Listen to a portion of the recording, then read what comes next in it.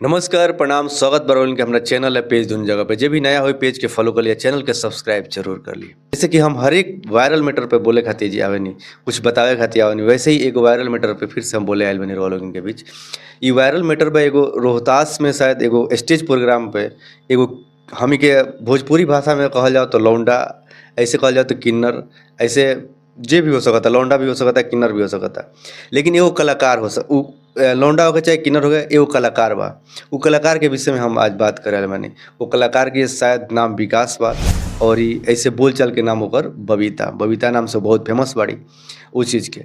वो स्टेज पे हम देखनी है कि गोलू राजा ओइ पर प्रोग्राम करते हैं। वो गोलू राजा के साथे उनका बड़ी मन रहा गोलू राजा के साथे गाना गावे के। तो गोलू राजा के साथे वो गाना गावत रही है। गाना जौन उनकर हम सुननी है, गाना चाहे रवो सुने काहे से वो बहुत वायरल होल बड़ी है बेरा।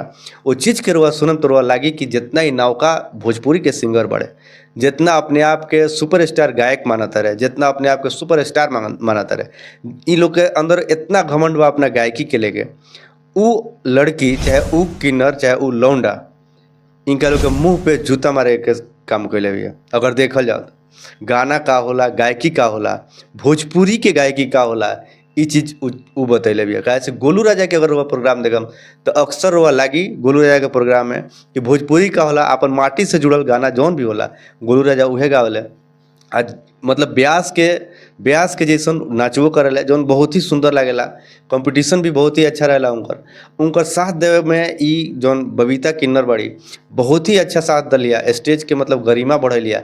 हमरा तो लागत है भोजपुरी के गरिमा बढ़ेलिया, ई भोजपुरी के बहुत ही अच्छा प्रस्तुत कैलिया। आई देखा दलिया कि जितना अश्लील गायक, जितना फूहड़ गायक बाड़े सन, जितना ही अपने आप के बहुत बड़ा स्टार समझता रहे सन, उकनी ई बबीता किन्नर के आगे कुछ नहीं कसन। अगर देखल जाओ तो रोआ लोग इन वीडियो देखेम, बबीता किन्नर के हम लिंक भी डाल देम, रोआ लोग के डाल के रोआ जरूर बताएम हमरा के कि कैसन लागल ई हमार कहल, मतलब का हम झूठ बोलते नहीं या सही, रोआ लोग जरूर बताएम हमरा के।